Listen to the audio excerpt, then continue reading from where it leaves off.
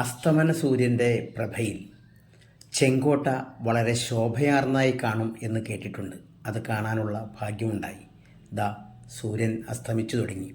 ഞങ്ങളുടെ വാഹനം പാർക്കിംഗ് ഏരിയയിലെത്തി. ഭാരതത്തിൻ്റെ തലസ്ഥാന നഗരിക്ക് അനുയോജ്യമാം വിധം തലയുയർത്തി നിൽക്കുന്ന ചെങ്കോട്ട. ചുവന്ന കല്ലുകൊണ്ടാണ് ഇത് പൂർണ്ണമായും നിർമ്മിച്ചിട്ടുള്ളത്.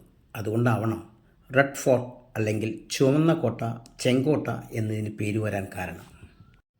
2 കിലോമീറ്റർ ചുറ്റളവിലുള്ള ഈ മതിലും അതിൻ്റെ പരിസരവും ഉൾഭാഗവും മുകൾ ഭാഗവുമെല്ലാം കാണാൻ മണിക്കൂറുകൾ തന്നെ എടുക്കും. ഭാരതത്തിൻ്റെ തലസ്ഥാന നഗരിക്ക് ഏറ്റവും അനുയോജ്യമായ ഒരു മാതൃക.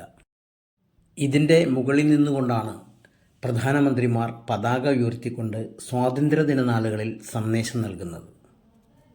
17-ാം നൂറ്റാണ്ടിൽ ഷാജഹാൻ രാജാവാണ് ഇത് നിർമ്മിച്ചത്.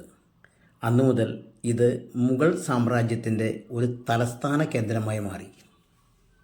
ഇതിൻ്റെ കിഴക്ക് ഭാഗത്തുകൂടി യമുന നദി ഒഴുകുന്നുണ്ട്. അതും മനോഹരമായ ഒരു കാഴ്ചയാണ്. ആരെയും ആകർഷിക്കുന്ന ഈ രൂപഭംഗി കണ്ട് കോട്ടയ്ക്ക് ഉള്ളിലേക്ക് കടന്നാൽ അതിലും വലിയ കാഴ്ചയാണ് ഉള്ളിലുണ്ടാവുക.